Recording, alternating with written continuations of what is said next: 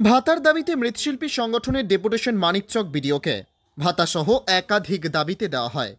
ভাতার পাশাপাশি এঁটেল মাটির সুবিধা করে দেওয়া, কারখানা তৈরি, মৃৎশিল্পের আনুষঙ্গিক সামগ্রীর মূল্য বৃদ্ধি সহ একাধিক দাবি নিয়ে মৃৎশিল্পীরা মানিকচক ব্লক বিডিওকে লিখিত ডেপুটেশন দেন।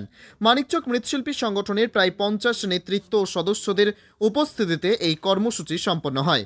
এই ডেপুটেশন কর্মসূচিতে উপস্থিত হয়ে মানিকচক ব্লক মৃৎশিল্পী সংগঠনের সভাপতি ফুলকুমার মণ্ডল বলেন, আমরা বছরে প্রায় 6 মাস মাত্র কাজ পাই।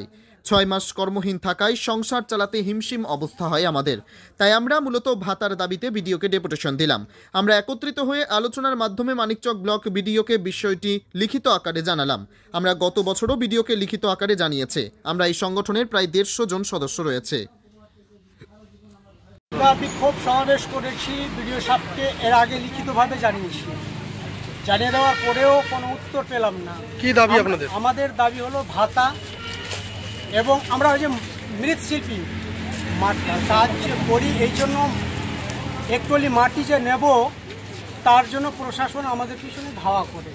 আমরা চাই আমাদের মৃৎশিল্পীগণ যেন এঁটেল মাটি মানে আপনার প্রশাসন যেন আমাদেরকে বিনা প্রতিরোধে মাটিটা পায়, আমরা এই আশা করছি।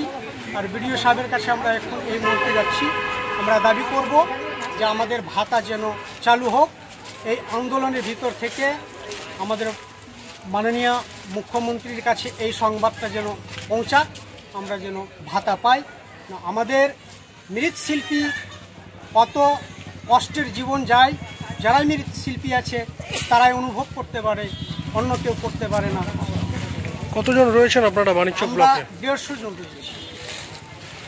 এই দুটোই দাবি না আরো দাবি রয়েছে? আর দাবি রয়েছে যে আমরা যে কারখানা বলতে মাটি যখন ঠাকুর যখন তৈরি করি বর্ষার সময়, ওই সময় ঠাকুরগুলা গলে যায় বর্ষার, তাই আমাদেরকে যেন একটা কারখানার সুব্যবস্থা করে দিতে পারে এই আশা রাখছি। প্রশাসন যদি সঠিক সুব্যবস্থা না করতে পারে আপনাদের দাবি দেওয়ার কি করবেন?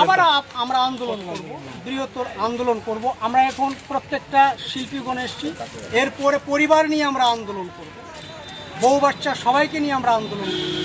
আপনার নাম? আমার নাম ফুলকুমার মণ্ডল। কি দায়িত্বে রয়েছেন সংগঠন? আমি সভাপতি রয়েছি, মৃৎশিল্পী মানিকচক ব্লকের মৃৎশিল্পীর সভাপতি।